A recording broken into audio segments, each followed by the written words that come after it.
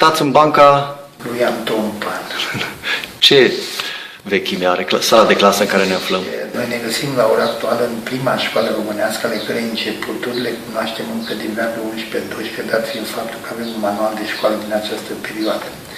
Știm cu certitudine că s-a ridicat această clădire la 1495 și sala în care ne găsim îi poartă numele lui Anton Pan, pentru că tot ceea ce vedeți aici, inclusiv băncile în care stau, sunt originale din timpul lui Anton Pan.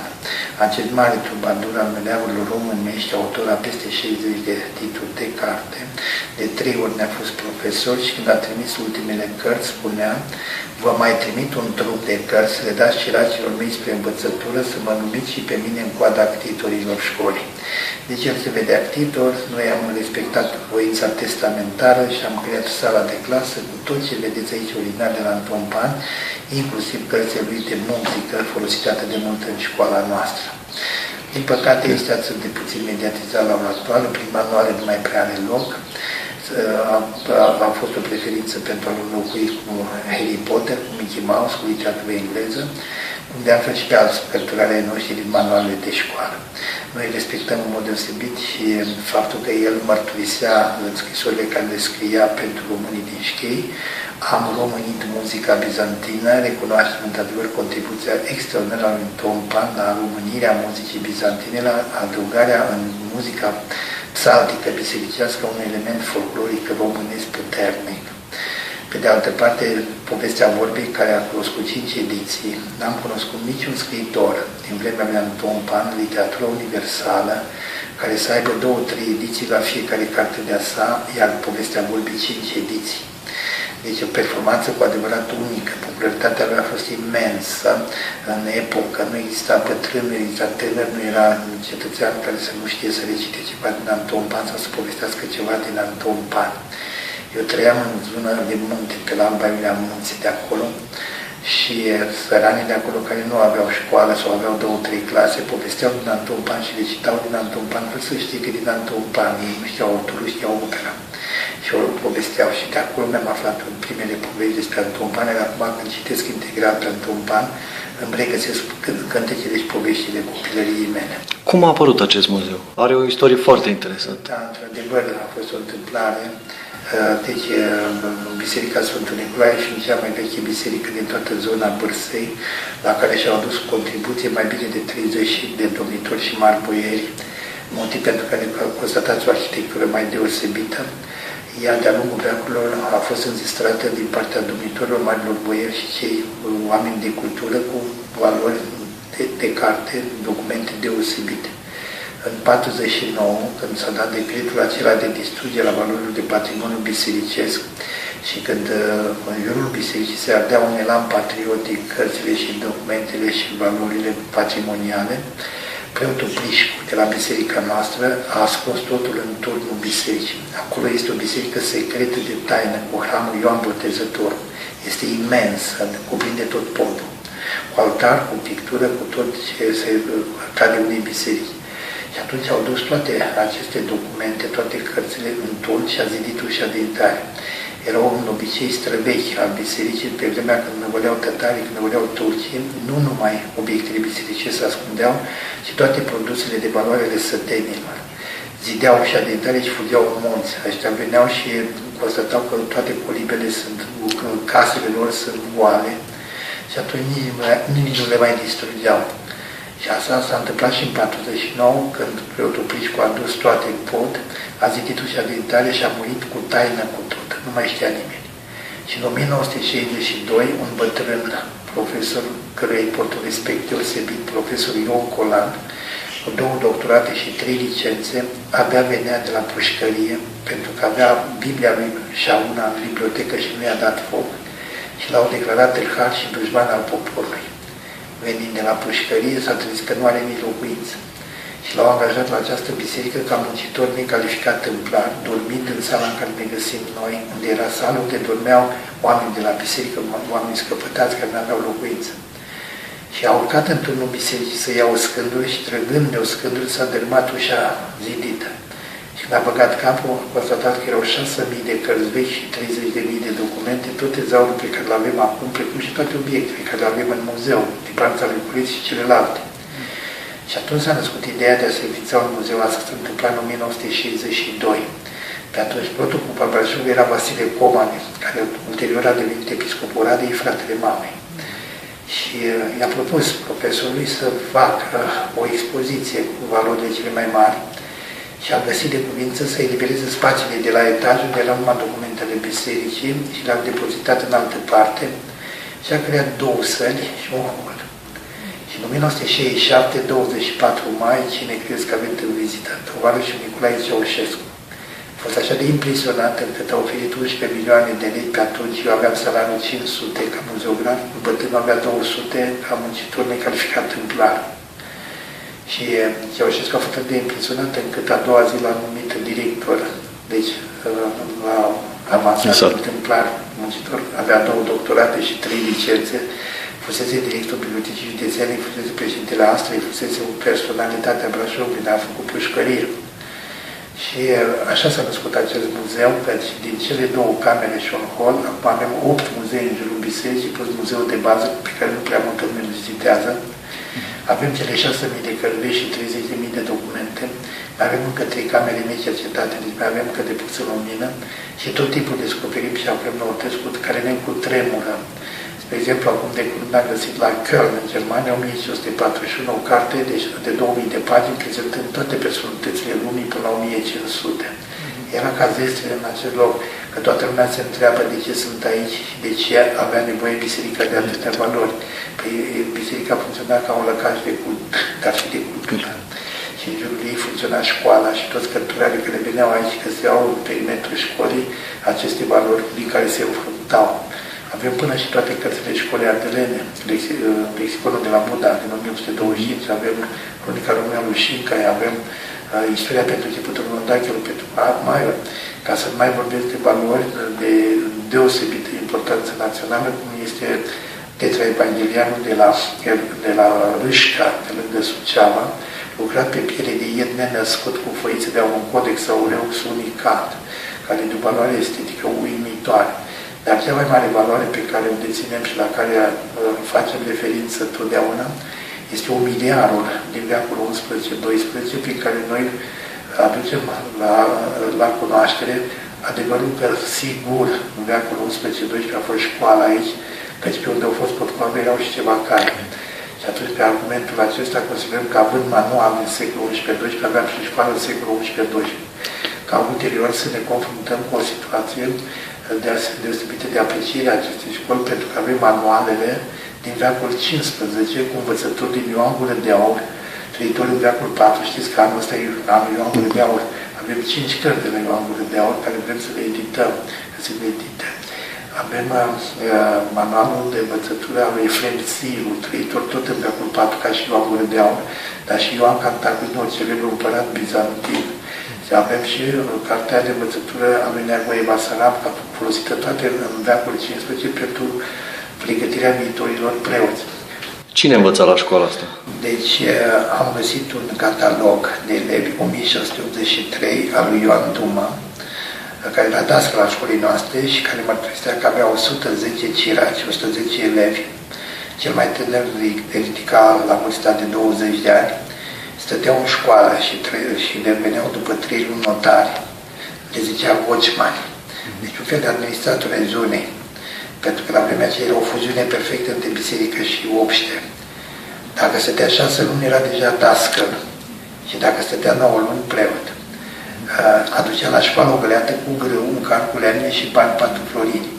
Dar nu plătea tatăl și nici elev, plătea obștea întreagă și alegeau din lumea satului pe cineva și îl trimitea la școală. Noi nu prea știm alte multe amănunte despre școala aia veche, de aceea prin sala de clasă noi evocăm episodul sau perioada aceasta a perioadei pașoptiste, să zic așa, a existenței școlare. Pentru că pentru școala veche nu avem decât mărturile acestea ale cărților de învățătură de veacurile 15-16, dacă avem și manual de filozofie în secolul 15, în care numai virtuțile, taharisma, cum spune în greacă, în limba greacă manualul, toate virtuțile agape, ftonos, iromosinii, filargheria, virtuțile umane sunt tratate pe peste 500 de pagini. Deci deosebite și tot ca manual de școală ne-a uimit. Macrobiotica, Măestria de a lungi viața, la 1844 lui Pavel Vasic.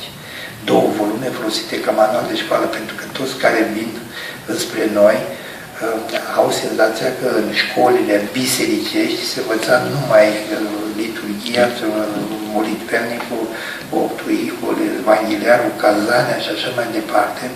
Și în realitate, în școlile acestea bisericești erau enciclopedice. Se învăța absolut tot de ce era nevoie. Dacă am și manual de pravilă comercială, 1837 al lui Emanuel Nichifor, carte de legi comerciale, și școala era biserice. Și cei care au venit sunt preoții biserici și erau și dascării școlii și ei coordonau viața școlară în vremea aia. Până în secolul XIX nicio școală nu era decât lângă biserică. Deci biserica și avea și această dublă atribuție de învățătură ca și cea de cult. Și numai aici mă deranjează în mod extraordinar faptul că nu știm să apreciem valoarea bisericii în contextul istoric și încercăm tot felul de zeflemiri la adresa bisericii prin persoane care, într-adevăr, n-au meritul de a fi oameni ai bisericii. Deci persoanele sunt vinovate și nu biserica, care de 2000 de ani dăinuie într-o viață spirituală extraordinară de care noi am avut avantaje extraordinare. Mi-a spus la un moment dat Bun, mi-ați explicat referitor la imnul național. Exact. De 40 de ani aproape vin și mă rog să dovedesc că, de fapt, imnul național Deșteaptă-te Române nu aparține râmnicului Vâlcea, nici Sighișoarei și nici cetății Brașov. Care este istoria imnului național? Imnul s-a născut în șchiii Brașovului și argumentul de bază este autobiografia lui George Ucenescu, care povestește că era în 1848, în timpul Revoluției, era și el revoluționar și avea ca oaspeți veniți de la Blaș pe Bălcescu, Cuz Alexandrie, Cristian Tel și toți ceilalți aici la Brașov. Și în grădina lui Bonifate Piniș, aici lângă noi, la un prânz de cereașă, el le tot cânta, pentru că cânta la 2 biserici, a fost 30 de ani profesor de muzică la Liceul Șaruna, un foarte bun cântăreț și mai ales compozitor. Avem 70 de compoziții de lui George Ucenescu. Manuscrisul de la Academie păstrează opera lui Ucenescu, a fost publicat, este cunoscut, dar din păcate e cunoscut doar în lumea specialiștilor și altfel nu. Și în autobiografia lui povestește că era în grădină, la un prânz de cereașă, fiind de față cei pomeniți, și el s-a apucat de cântat. Și când a cântat o priceazdă din sânul Maicii mele, și să nu mi se pare curios ce vă spun eu, priceazdă asta el o cânta numai la mormântarea unei femei. Era cântec de mormântare pe glasul 5 de la biserică. Constatați și dumneavoastră când cântați Deșteaptă-te Române, că e letargic, e trist, dar deșteptarea nu poate fi trist când omul se deșteaptă, e vesel, nu? Și înălțător, nu coborător în jos. Și cântând priceazdă aceasta, Mureșanu, de față fiind, i-a spus că de mult căutam eu așa o melodie să fac un sonet care să o cânt cu amicii mei și s-a apucat o săptămână, a durat până când Mureșanu a compus versurile Un răsunet, care se deschideau cu Deșteaptă-te Române, de aceea lumea îl cunoaște mai mult ca Deșteaptă Române și nu ca Un răsunet. Deși sub titlul de Un răsunet, poezia avea să apară în foaia pentru minte, inimă și teatră de la Brașov. Ucenescu a adaptat melodia la versurile lui Mureșanu, toată lumea îl cânta, toată lumea îl aprecia și după 2 ani de zile a venit Anton Pan, ca profesor, a auzit și el cântecul și l-a cântat în Zăvoi la Vâlcea și cei care l-au auzit credea că el a compus. Și la 40 de ani după moartea lui Anton Pan, Iosif Namiescu povestea că pe când era tânăr episcop de Buzău, l-a auzit pe Anton Pan cântând în Zăvoi Deșteaptă Române. Și asta a fost argument al Ministerului, că Anton Pan este autorul imnului și nu George Ucenescu. Acest lucru mă deranjează și sunt deja la 5-a ediție, Istoria imnului Deșteaptă-te Române.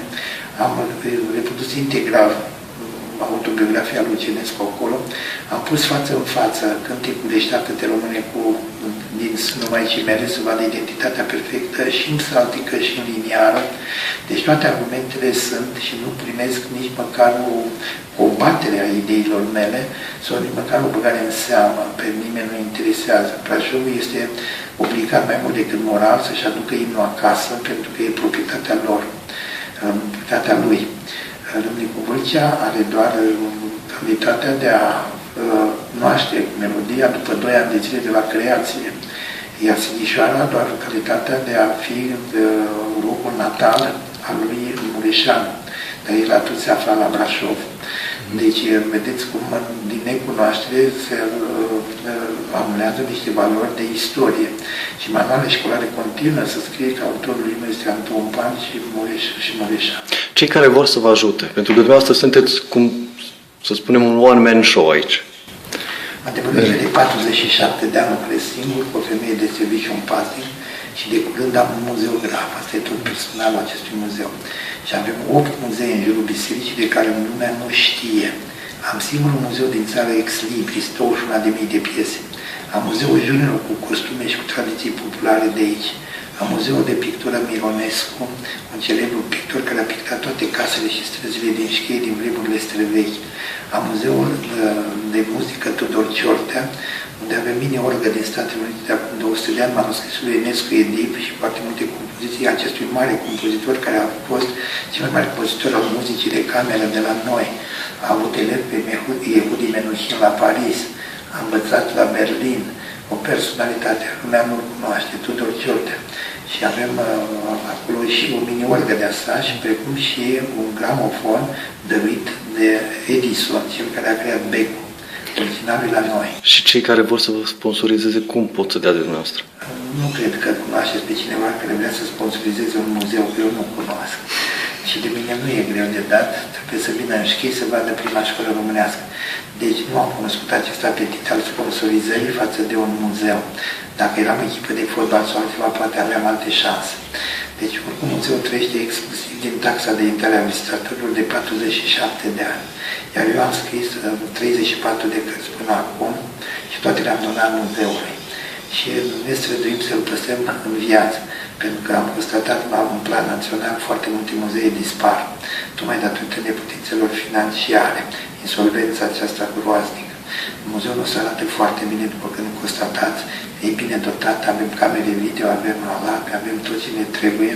Deci ne situăm în situația în care să fim mândri că deținem acest muzeu, vitrinele noastre sunt cu geamuri cu infraroșu, cu vid înăuntru, deci o protecție a patrimoniului extraordinar de bine pusă la punct. Eu vă felicit, să vă dați Dumnezeu sănătate pentru ce ați făcut și ce veți face de azi înainte. Vă mulțumesc de vizita dumneavoastră și vă mai așteptăm pe la noi, că la școală să vină de mai multe ori.